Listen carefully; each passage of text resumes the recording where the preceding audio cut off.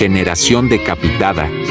¿Qué es la generación decapitada? La Generación Decapitada fue una agrupación literaria formada por 4 poetas jóvenes ecuatorianos en las primeras décadas del siglo XX.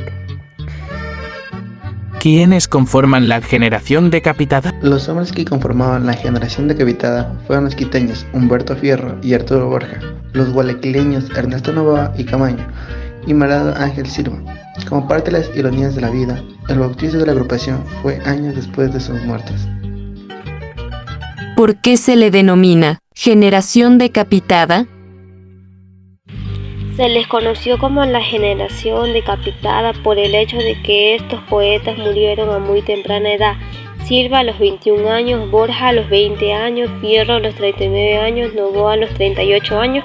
2 de ellos se suicidaron. Medardo Ángel Silva. Era originario de Guayaquil, nació en 1898, un 8 de junio. Su vida estuvo marcada por la pobreza.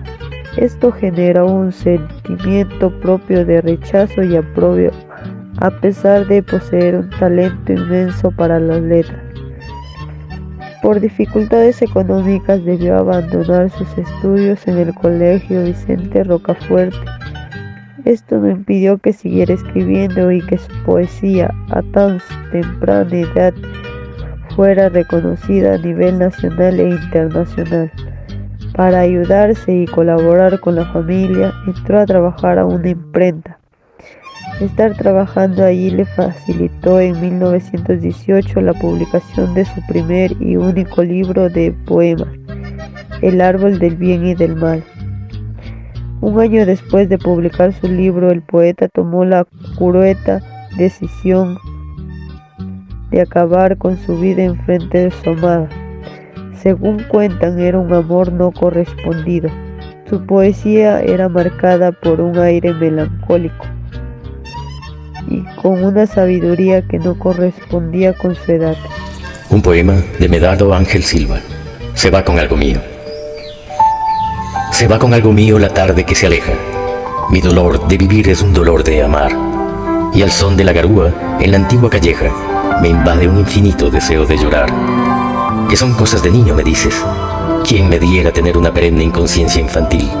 Ser del reino del día y de la primavera, del ruiseñor que canta y del alba de abril.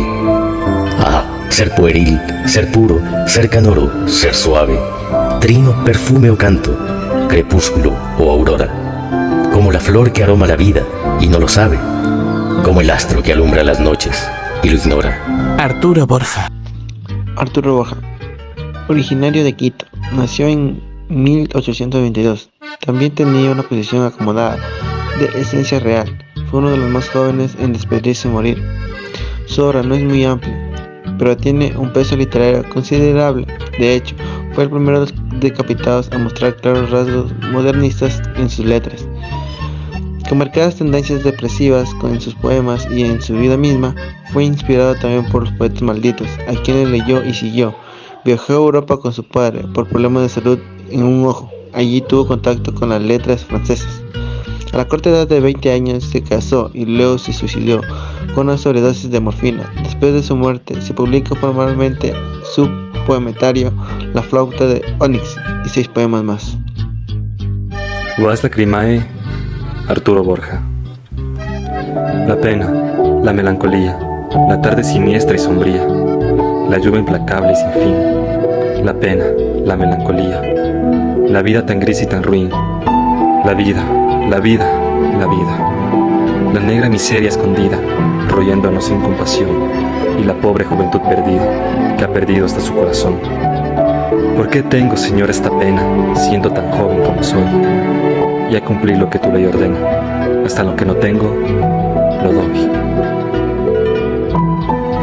Ernesto Novoa y Caamaño. Era originario de Guayaquil, nació en 1891 y tuvo una posición acomodada desde la cuna. Leyó de pequeño a los poetas malditos y desarrolló una poesía delicada nunca antes vista en Ecuador. Era común verle en las noches de Bohemia habiendo consumido opio, recitando los poemas propios y de los grandes de Europa y América. Tenía una sensibilidad desbordada que se vio elevada luego de su viaje al viejo continente e encontrarse con parte crucial de las raíces de su dieta. Su vida no fue fácil por el hecho de ser adinerado como creen. Mucho padeció de episodios de neurosis que le hacían consumir morfina para poder calmarse. Publicó su libro Romanza de las Horas en 1922. Por esta obra recibió grandes elogios por el reconocimiento. No bastó y siguió la suerte de los decapitados 5 años después.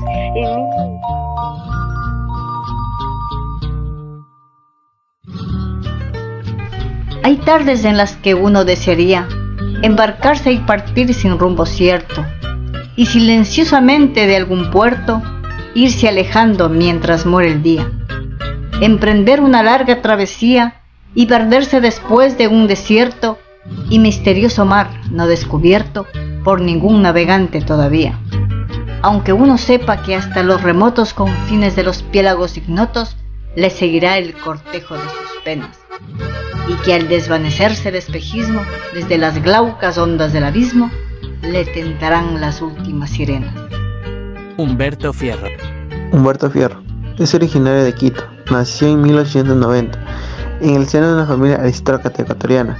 Tuvo contacto con la poesía gracias a los libros de la biblioteca familiar. Allí quedó prementado de las letras por el resto de su vida. Si bien tenía una gran influencia de los poetas simbolistas hipermesianos franceses, los cuales tenían sin mesura. Su poesía era pura y de lenguaje sencillo. Hizo una gran amistad con Arturo Borja y fue él quien lo convenció a publicar su primer libro en 1929, y luego de la insistencia de Borja publicó El Baúl del Valle. Esta obra fue su logro más significativo. La muerte lo recibió 10 años después de la publicación de su libro. Luego de su muerte se publicó otro libro, El Hada Palatina. Aún hay dudas si fue un accidente o suicidio. Lo que el último de los decapitados se despidió en 1939. Con él fue el último respiro de aquellos que, sin buscar ser mucho, cambiaron la historia literaria de un país.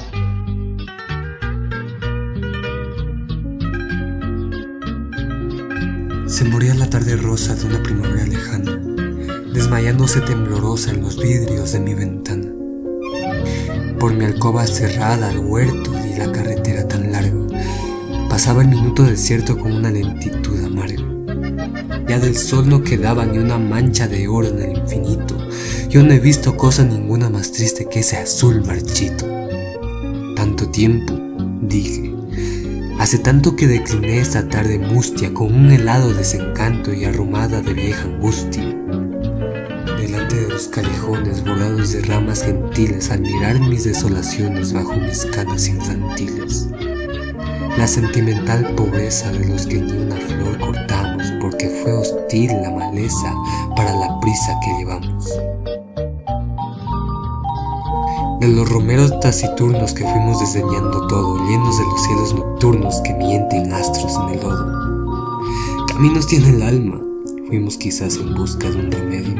Siempre asolados nos rendimos ante las llanuras del tedio, y después de soñar ilusos que el término nos estaba lejos, nos despertamos muy confusos porque nos encontramos viejos. ¿Quién mirará la dulzura del crepúsculo adolescente o abrirá la mañana pura los ojos de un convaleciente? Y la negra ramazón viva de los árboles centenarios se inclinó como pensativa en mis recuerdos solitarios, con un son de manantial de agua que sigue goteando la pena de la ilusión que arde en la fragua una tarde lenta y serena.